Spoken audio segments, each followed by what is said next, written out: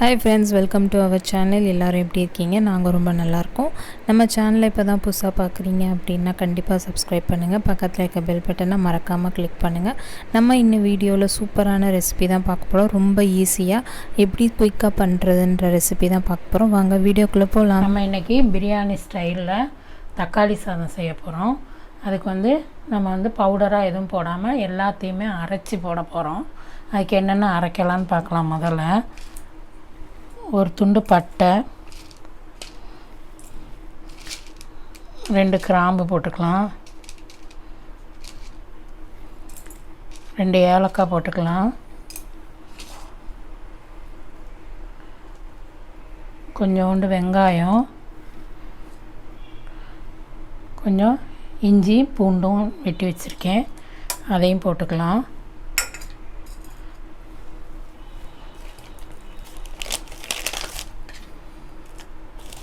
அது கூடயே நம்ம காரத்துக்கு ஏற்ற மாதிரி மிளகாத்தூள் நான் ஒரு 1/2 ஸ்பூன் தான் போடுறேன். நீங்கள் வேணும்னா சேர்த்துக்கலாம். இதில்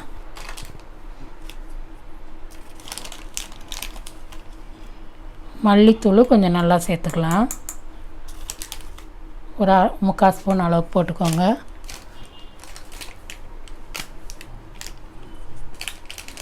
அடுத்து கரம் மசாலா தூள், அது கொஞ்சமாக போட்டால் போதும். ஒரு 1/4 ஸ்பூன் அளவுக்கு கரம் மசாலா தூள். இதை நம்ம முதல்ல அடித்து எடுத்துக்கலாம். அடித்து எடுத்துகிட்டு அது கூடயே நம்ம தக்காளியும் சேர்த்து போட்டு அடிச்சிடலாம். நம்ம போட்ட எல்லாத்தையும் இப்போ அரைச்சிட்டோம். அதுக்கப்புறம் நம்ம இந்த 3 தக்காளி சாதத்துக்கு 1 டம்ளர் ரைஸ் தான் எடுத்திருக்கேன். அதுக்கு நான் 3 தக்காளி போடுறேன். இதையும் சின்னதாக கட் பண்ணி மிக்சியில் போட்டு எடுத்து வச்சுக்கலாம். நம்ம இப்போ தக்காளி பிரியாணிக்கு நம்ம தாளிச்சிக்கலாம். ஒரு 2 ஸ்பூன் அளவுக்கு எண்ணெய் ஊற்றிருக்கேன். ஒரு பிரியாணி இலை போட்டுக்கலாம்.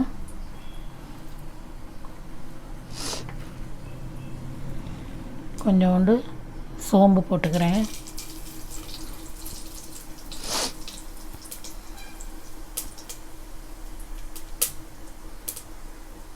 சோம்பு போட்ட பிறகு நல்லா பெருசாக ஒரு வெங்காயம் வெட்டி வச்சுருக்கேன், அதையும் சேர்த்துக்கலாம்.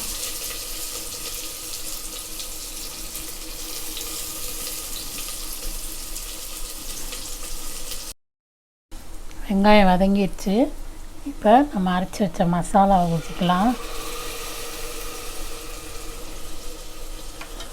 அது கூடவே நம்ம அரைச்சி வச்ச தக்காளியும் ஊற்றிக்கலாம். 3 தக்காளி அரைச்சி வச்சுருக்கேன். நல்லா பச்சை வாசனை போகிற அளவுக்கு இதை நம்ம வதக்கி எடுத்துக்கலாம்.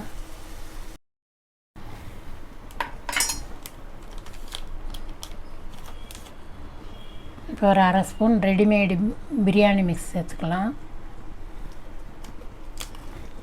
கொஞ்சம் புதினா,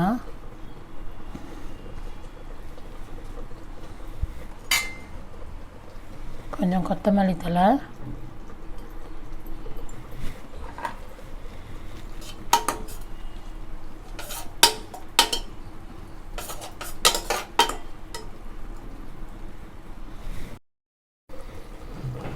இப்போ சாதத்துக்கும் மசாலுக்கும் சேர்த்து உப்பு சேர்த்துக்கலாம். கல் உப்பு சேர்க்குறேன்.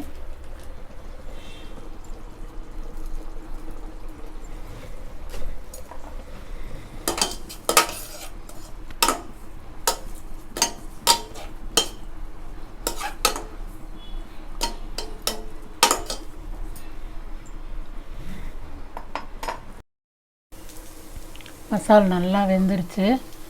நம்ம இப்போ தண்ணி ஊற்றிக்கலாம். இந்த கப்பில் 1 கப் அரிசி எடுத்தேன், 2 கப்பு தண்ணி ஊற்ற போகிறேன். பாஸ்மதி அரிசி, அதனால் 1க்கு 2 தண்ணி போதும்.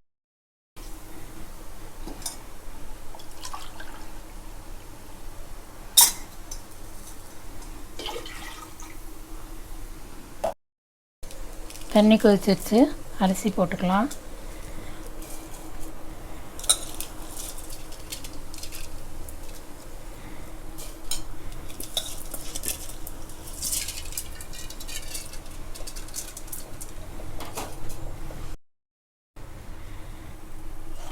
ஒரு தடவை கிண்டி விட்டு மூடி போட்டு மூடி 1 விசில் வச்சு எடுத்துக்கலாம். பார்க்கலாம். குக்கர் ஓப்பன் பண்ணிட்டோம். சாதம் எடுத்து காட்டுறேன் பாருங்கள். சூப்பராக வந்திருக்கு. குக்கர்லையே நல்லா எல்லாத்தையுமே அரைச்சி ஊற்றிட்டோம். அதனால் அந்த பட்டை கிராம்பு ஏலக்காய்லாம் எதுவும் எடுத்து ஒதுக்க வேண்டாம். நல்லா பொல பொலன்னு நல்லா வரிசையாக வந்திருக்கு நல்லா. இப்போ நான் பிளேட்டிங் காட்டுறேன்.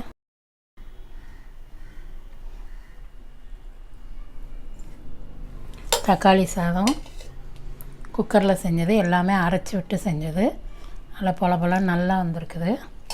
அதுக்கு தொட்டுக்கிறதுக்கு நான் வாழைக்காய் செஞ்சுருக்கேன்.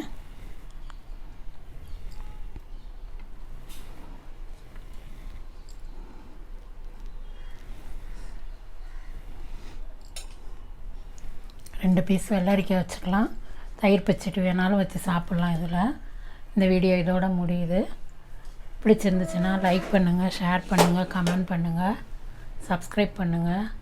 வீட்டில் செஞ்சு பாருங்கள். ரொம்ப ஈஸி. எல்லாத்தையும் அரைச்சி ஊற்றி வேகமாக செஞ்சிடலாம். தக்காளி சாதம். பாய்.